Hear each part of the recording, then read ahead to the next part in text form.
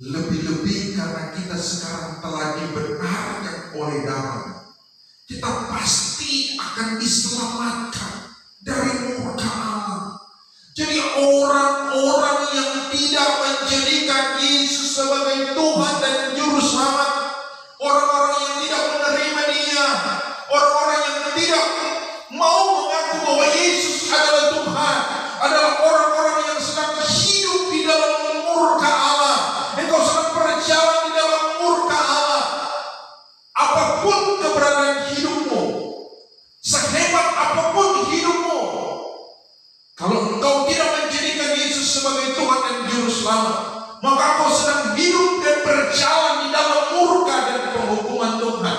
1 Yohanes 4 ayat yang ke-14. Kalau sudah dapat kita baca, di dalam nama Tuhan Yesus Kristus, dan kami telah melihat dan bersaksi bahwa Bapa telah mengutus anaknya menjadi Juru Selamat dunia. Barang siapa mengaku bahwa Yesus adalah anak Allah, Allah tetap berada di dalam Dia dan Dia di dalam Allah. Dan kita telah mengenal dan telah percaya akan kasih Allah kepada kita. Allah adalah kasih, dan barang siapa tetap berada di dalam kasih, ia tetap berada di dalam Allah dan Allah di dalam Dia. Puji Tuhan, Tuhan Yesus memberkati. Nah, kembali kita masih akan membahas tentang Tuhan yang benar itu adalah Tuhan yang mau menyatakan dirinya kepada manusia. Jadi Tuhan yang benar adalah Tuhan yang hadir di tengah-tengah kehidupan umatnya. Memang kita tidak dapat melihat Tuhan secara kasat mata, tetapi kita bisa menikmati, kita bisa merasakan kehadiran Tuhan di dalam perjalanan hidup kita setiap hari. Karena di dalam iman kekristenan bahwa Tuhan Yesus itu adalah Tuhan yang maha ada dan Tuhan yang maha hadir. Dia hadir dengan rohnya yang tidak terbatas dalam kehidupan kita sebagai manusia, untuk memberikan kepada kita pengertian, pemahaman, dan pengenalan yang benar tentang Tuhan dan akan Tuhan yang benar. Oleh karena itu, kembali kebenaran firman Tuhan di dalam 1 Yohanes pasal yang ke-4 ayat 14, firman Tuhan berkata begini, dan kami telah melihat dan bersaksi bahwa Bapa telah mengutus anaknya menjadi Juru Selamat dunia. Tuhan yang benar adalah Tuhan yang memberikan kepastian keselamatan kepada setiap orang-orang yang percaya kepadanya. Jadi Tuhan yang benar adalah Tuhan yang memberikan jaminan kepastian bagi umat-umatnya, bagi setiap kita yang mau percaya, yang mau menjadikan Yesus sebagai Tuhan dan Juru Selamat, maka Dia menjadi Juru Selamat yang agung, menjadi Juru Selamat yang abadi, menjadi Juru Selamat yang kekal di dalam kehidupan kita. Hanya Tuhan Yesuslah satu-satunya Juru Selamat yang sanggup dan mampu untuk menyelamatkan kehidupan kita dari dosa, dari semua belenggu-belenggu dosa yang mengikat kita, dari semua belenggu-belenggu kuasa iblis dan kuasa kegelapan. Hanya Tuhan Yesus yang sanggup dan mampu untuk juga melepaskan hidup kita dari segala kenajisan hidup. Oleh karena itu Dia disebut sebagai Juru Selamat dunia. Tuhan Yesus bukan hanya menjadi Juru Selamat orang Kristen, bukan hanya menjadi Juru Selamat orang yang datang ke gereja, tidak, tetapi Tuhan Yesus menjadi Juru Selamat semua umat manusia yang ada di kolong langit ini. Tidak terkecuali siapapun engkau dan apapun agama dan kepercayaanmu, ketika engkau datang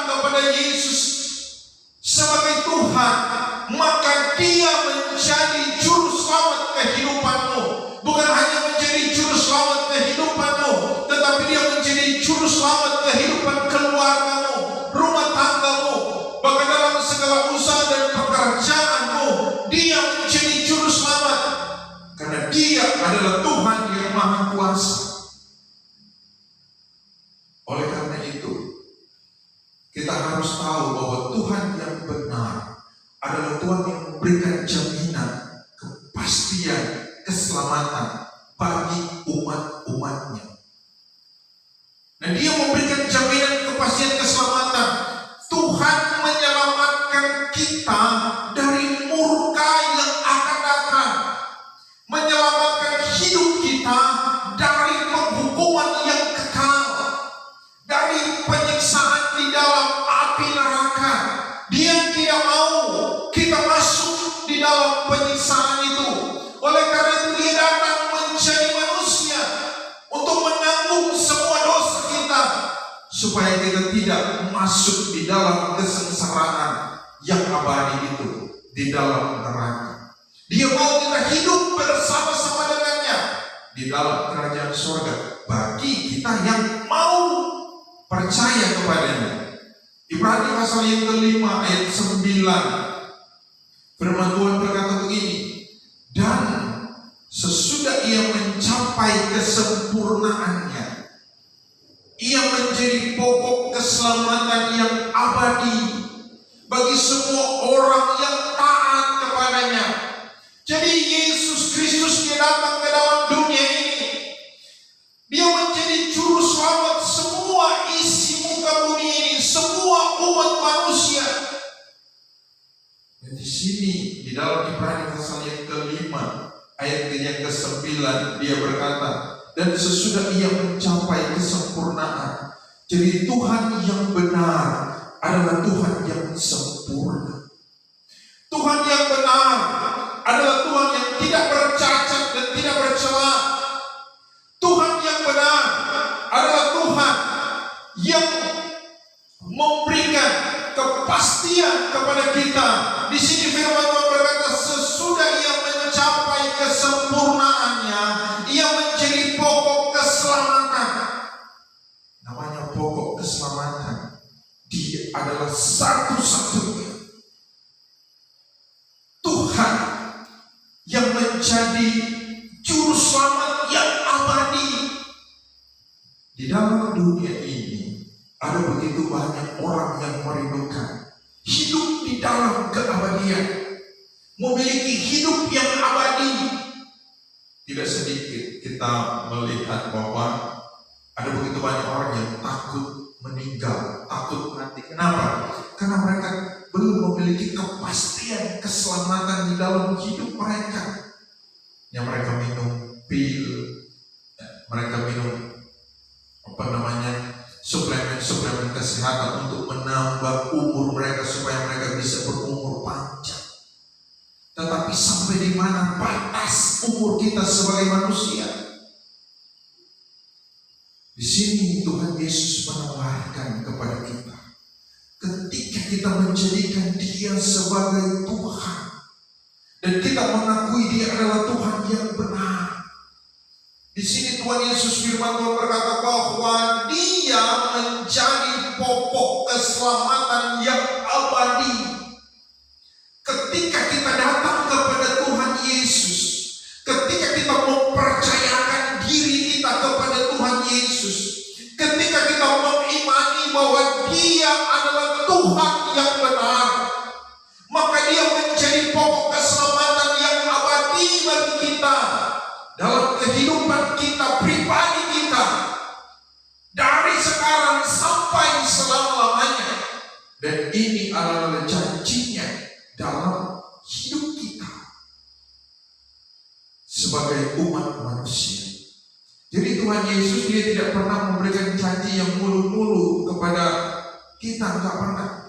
Tetapi Dia memberikan suatu kepastian, dan inilah yang dibutuhkan oleh semua manusia. Semua orang ingin hidup abadi, tetapi keabadian hidup hanya ada di dalam Tuhan Yesus Kristus. Semua orang ingin hidup di dalam kebahagiaan yang abadi.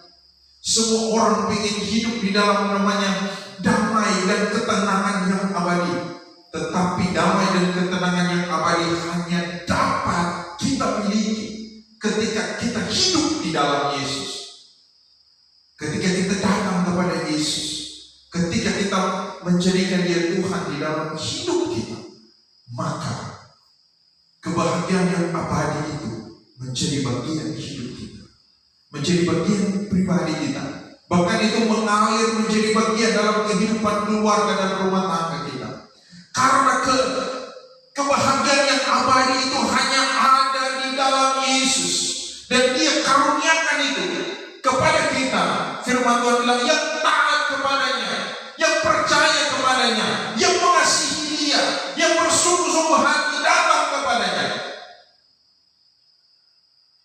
Karena di dalam Kisah Para Rasul pasal yang keempat ayat yang ke-12, di sana dikatakan begini, dan keselamatan tidak ada di dalam siapapun juga selain di dalam Dia, sebab di bawah kolong langit ini tidak ada nama lain yang diberikan kepada manusia yang olehnya kita dapat diselamatkan. Sehebat apapun agama yang ada di muka bumi ini, sesempurna apapun agama tidak dapat dan tidak sanggup menyelamatkan kita dari dosa. Agama tidak sanggup dan tidak mampu untuk memerdekakan kita dari belenggu-belenggu dosa. Agama tidak sanggup dan tidak mampu membebaskan kehidupan kita dari belenggu kuasa iblis. Tetapi firman Tuhan berkata begini, dan keselamatan tidak ada di dalam siapapun selain daripada di dalam Yesus. Jadi ketika kita datang kepada Tuhan Yesus, maka jaminan kemerdekaan itu, jaminan kemenangan itu, jaminan kelepasan dari semua belenggu-belenggu dunia ini, firman Tuhan berkata, menjadi bagian kehidupan kita ketika kita datang kepada Tuhan Yesus. Karena di sini firman Tuhan dengan jelas berkata bahwa tidak ada keselamatan di dunia ini selain daripada di dalam Yesus. Seberapa besar pun kekayaan yang engkau miliki, kekayaanmu tidak sanggup dan tidak mampu untuk menyelamatkan hidupmu. Seberapa besar pun pangkat dan kepopuleran hidupmu, itu tidak sanggup dan tidak mampu menyelamatkan hidupmu dari dosa. Seberapa terkenal pun hidup kita, seberapa hebat pun hidup kita, seberapa pintar pun hidup kita, kalau kita tidak memiliki Yesus, maka kita tidak memiliki kepastian keselamatan. Tetapi seberapa sederhana pun hidup kita, mungkin kau tidak dipandang oleh orang lain, bahkan keluarga sendiri tidak memandang engkau, tetapi ketika engkau menjadikan Yesus sebagai Tuhan dan Juru Selamat, maka mata Tuhan tertuju kepadamu, dan Dia menjadi pokok keselamatan yang abadi dalam kehidupan. Mungkin orang lain menyepelekan hidupmu, tetapi Tuhan menganggap dan Dia memandang engkau berharga. Nah, Tuhan mengasihi kehidupan kita. Dia tidak mau kita binasa. Oleh karena itu Dia menawarkan keselamatan yang abadi dalam hidup kita. Roma pasal yang ke-10 ayat yang ke-8 firman Tuhan berkata begini, dan tetapi apakah katanya ini, firman itu dekat kepadamu, yakni di dalam mulutmu dan di dalam hatimu. Itulah firman iman yang kami beritakan. Sebab jika kamu mengaku dengan mulutmu bahwa Yesus adalah Tuhan, dan percaya di dalam hatimu bahwa Allah telah membangkitkan Dia dari antara orang mati, maka kamu akan diselamatkan. Jadi Tuhan yang benar adalah Tuhan yang memberikan kepastian keselamatan bagi semua manusia yang hidup di kolong langit ini, tidak ada yang terkecuali. Tetapi untuk kita menerima dan memiliki kepastian keselamatan itu, firman Tuhan berkata, kita harus mengaku bahwa Yesus adalah Tuhan, dan kita harus menerima Dia, menjadikan Dia sebagai Juru Selamat di dalam hidup kita. Maka kepastian keselamatan yang abadi itu menjadi milik kita. Sudahkah engkau menjadikan Yesus sebagai Tuhan? Sudahkah engkau menjadikan Yesus juru selamat di dalam hidupmu? Sudahkah engkau menjadikan Yesus sebagai juru selamat pribadimu?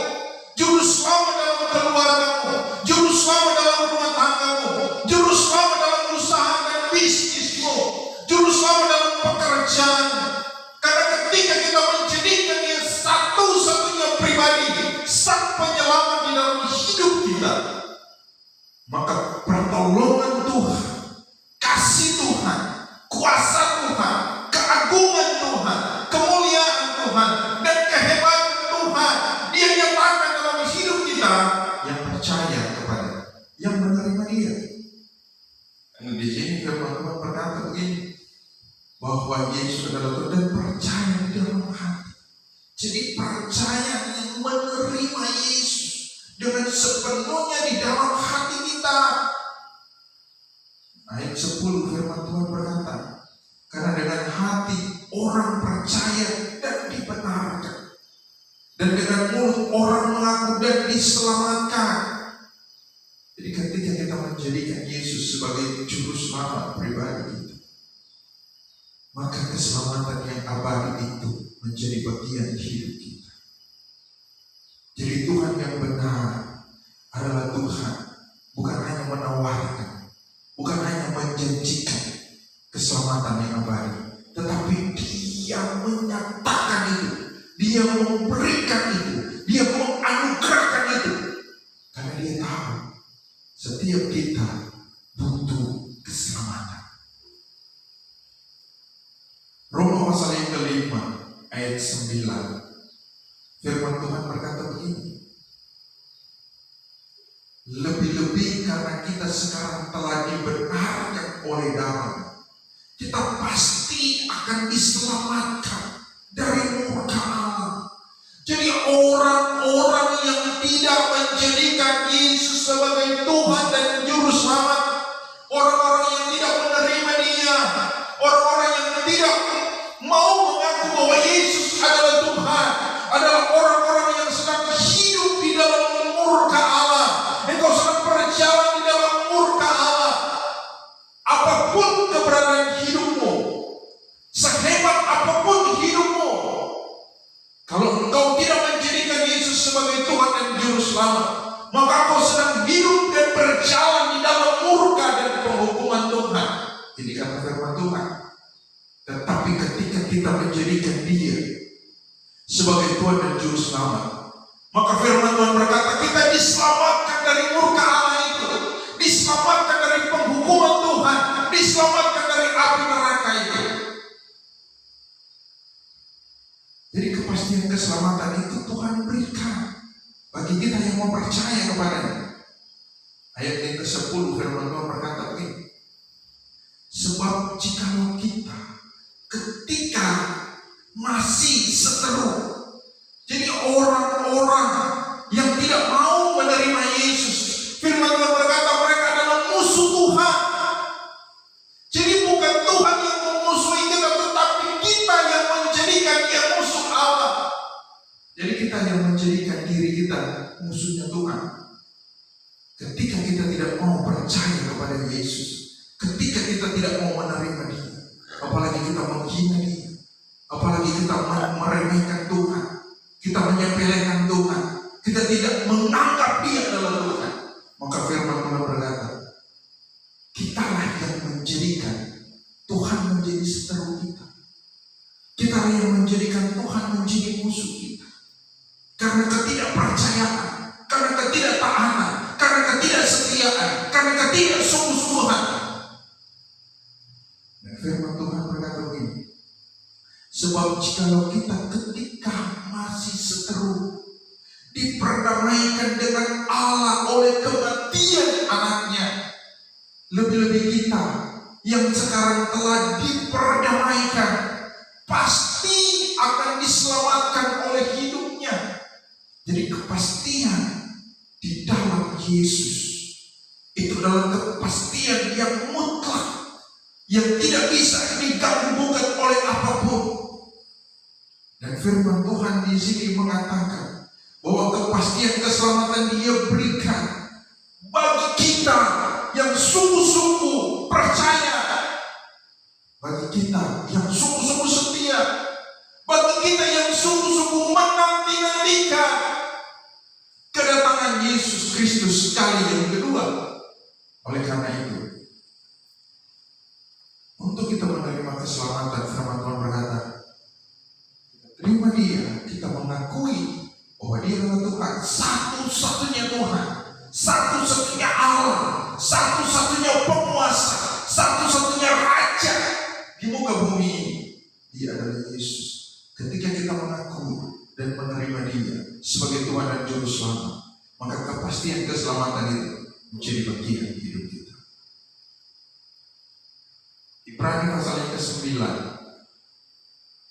ayat 28. Jadi Tuhan yang benar itu, firman Tuhan berkata begini, demikian pula Kristus hanya satu kali mengorbankan dirinya untuk menanggung dosa banyak orang. Di sini Alkitab tidak mengatakan untuk menanggung dosa orang Kristen, untuk menanggung dosa orang-orang yang suka ke gereja, enggak. Tetapi untuk menanggung dosa banyak orang, menanggung dosa semua umat manusia yang hidup di kolong langit ini. Apapun agama dan kepercayaanmu, Yesus sudah menanggung dosamu. Kalau kau mau datang kepadanya, sesudah itu Ia akan menyatakan dirinya sekali lagi. Jadi ingat baik bahwa Tuhan Yesus pada waktu Dia datang pertama kali, Dia lahir sebagai manusia, datang menanggung dosa kita, memikul dosa kita, dan memenuhkan dosa kita di atas kayu salib, supaya setiap kita yang percaya kepadanya beroleh pengampunan dosa, beroleh pembebasan dari segala dosa. Dosa kita disucikan oleh darah Anak Domba Allah. Dan setelah itu, firman Tuhan berkata, sesudah itu Ia akan menyatakan dirinya sekali lagi tanpa menanggung dosa untuk menganugerahkan keselamatan kepada mereka yang menanti-nantikan Dia. Jadi setelah kita mengalami keselamatan, setelah kita mengalami pengampunan dosa, firman Tuhan berkata bahwa kita harus mengarahkan hati kita, pikiran kita, perasaan kita hanya kepada Tuhan Yesus Kristus yang sudah menganugerahkan keselamatan kepada kita. Karena firman Tuhan berkata, orang-orang yang hidup di dalam keselamatan itu, dia hidup di dalam kebenaran, dia menjaga kekudusan. Dan firman Tuhan berkata, orang yang menanti-nantikan itu kepastian keselamatan. Ketika Yesus datang kali yang kedua, Dia anugerahkan kepada kita yang menanti-nantikan Dia, menanti-nantikan di dalam kekudusan hidup, kesucian hidup, kemurnian hidup. Karena Tuhan mau dan Tuhan Dia sudah menyelamatkan kita supaya hidup kita menjadi serupa dengan Yesus di dalam kesempurnaan. Nanti kita akan bahas itu, kita akan masuk di situ bahwa Tuhan yang benar juga itu adalah Tuhan yang membawa umat-umatnya menjadi serupa, sama dengan Yesus di dalam kesempurnaan. Yang terakhir, 2 Petrus 1 ayat 11. Dengan demikian kepada kamu akan dikaruniakan hak penuh. Jadi orang yang telah menerima dan menjadikan Yesus sebagai Tuhan dan Juru Selamat, dia menyembah Tuhan yang benar, dan dia ada di dalam Allah yang benar, dan hidup di dalam Tuhan yang benar. Dan ketika kita hidup di dalam Tuhan yang benar, tadi dikatakan Dia menanggung dosa kita, dan Dia menganugerahkan keselamatan kepada kita, keselamatan yang kekal menjadi bagian hidup kita. Dan kita harus menanti-nantikan Dia, karena pada saat Yesus datang kali yang kedua, pada saat Dia datang sebagai Raja, dan karena Dia akan datang sebagai Raja di atas segala raja, pada saat Dia datang sebagai Raja di atas segala raja, Dia datang bukan lagi untuk menanggung dosa, tetapi Dia datang untuk menghukum orang kepadanya, firman Tuhan berkata, dikaruniakan keselamatan yang abadi itu. Ayat dalam 2 Petrus pasal 1, 2 Petrus 1 ayat 11, dengan demikian kepada kamu akan dikaruniakan hak penuh. Jadi orang-orang yang menanti-nantikan Tuhan Yesus sebagai Tuhan dan Juru Selamat adalah orang-orang yang terus menjaga kemurnian hidup, menjaga kekudusan hidup. Dan orang-orang yang menjaga kekudusan hidup ini, firman Tuhan berkata, akan dikaruniakan hak penuh untuk memasuki kerajaan kekal, yaitu kerajaan Tuhan dan Juru Selamat kita, Yesus Kristus. Jadi kepastian keselamatan yang Tuhan anugerahkan dalam hidup kita, supaya firman Tuhan berkata, untuk kita dapat masuk di dalam kerajaan yang abadi itu, kerajaan yang kekal itu, kerajaan yang tidak binasa, kerajaan yang tidak dapat digoncangkan oleh apapun yang ada di dunia ini.